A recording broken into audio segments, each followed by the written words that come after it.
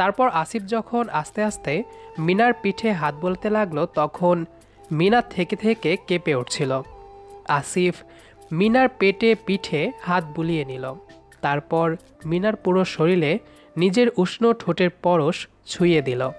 আস্তে আস্তে ওরা হারিয়ে গেল ভালোবাসার রাজ্যে। ভোরে 5টার দিকে মিনার আগে আসিফের ঘুম ভাঙল, কারণ রোজ 5টায় ঘুম থেকে ওঠা আসিফের অভ্যাস।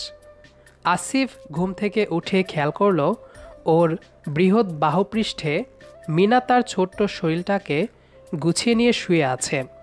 আসিফ প্রথমে মিনার কপালে মাথায় হাত বুলিয়ে দিল। এতে মিনা একটু নড়েচড়ে উঠল। তারপর আসিফ মিনার কপালে একটা লম্বা চুমু খেয়ে মিনাকে ডাকতে শুরু করলো।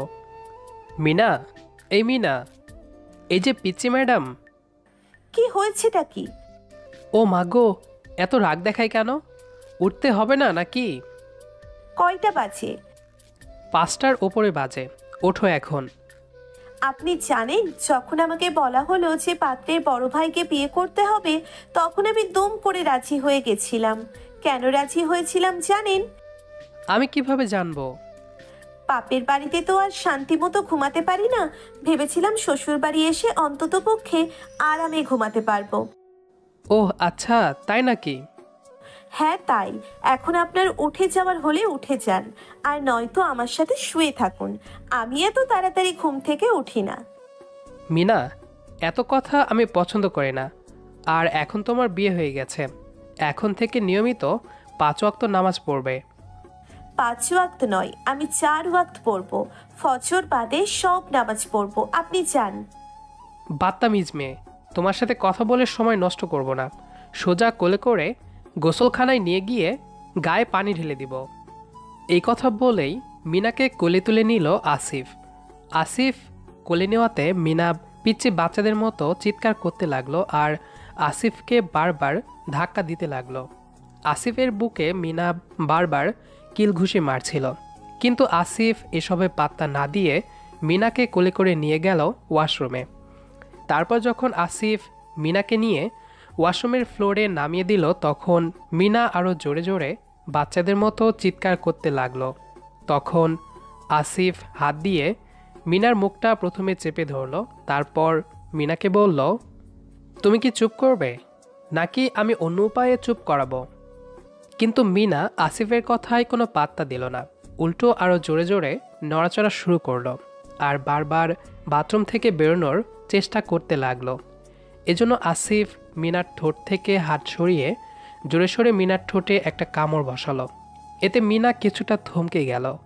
মিনার মুখের অবস্থা দেখেই বোঝা যাচ্ছে মিনা ঠোঁটে বেশ ব্যথা পেয়েছে। আসিফ মিনাকে চুপ থাকতে দেখে ওর ঠোঁট দুটো ছেড়ে দিল। ঠোঁটে ব্যথা পেয়ে মিনা ছলছল চোখ নিয়ে একদম চুপ করে রইল। এই সুযোগে আসিফ আগে মগ ভর্তি পানি মিনার মাথায় ঢেলে দিল। তারপর মিনা যখন ঠান্ডায় জবুথবু হয়ে গেল তখন আসিফই ওকে গোসল করিয়ে দিল। তারপর মিনাকে গোসল করানো শেষে মিনার গায়ে টাওয়াল জড়িয়ে দিয়ে ওকে আবারও কোলে তুলে রুমে নিয়ে খাটের ওপর বসিয়ে দিয়ে আসলো আসিফ। তারপর নিজেও গেল গোসল করতে। আসিফ গোসল করে এসে দেখে মিনাকে আসিফ ঠিক যেভাবে বিছানার ওপর বসিয়ে দিয়ে গেছিল মিনা এখনও ঠিক সেভাবেই বসে আছে। এটা দেখে এবার আসিফের বেশ রাগ উঠে গেল। আসিফ একটু শক্ত গলায় ওনাকে বলল, কি ব্যাপার মিনা, কতক্ষণ লাগে তোমার? গোসল তো করিয়েই দিয়ে গেছি, তো এখন কাপড় পরে নাও। ঠান্ডার মধ্যে মানুষ কতক্ষণ এভাবে বসে থাকে? আমার ঠান্ডা লাগা নিয়ে আপনাকে ভাবতে হবে না। আপনার কাজ আপনি করুন। আর একটা বাড়তি কথাও আমি শুনতে চাই না মিনা, এখনই ওঠো আর কাপড় পরো। জাস্ট 2 মিনিটের মধ্যে কাপড় পরবে।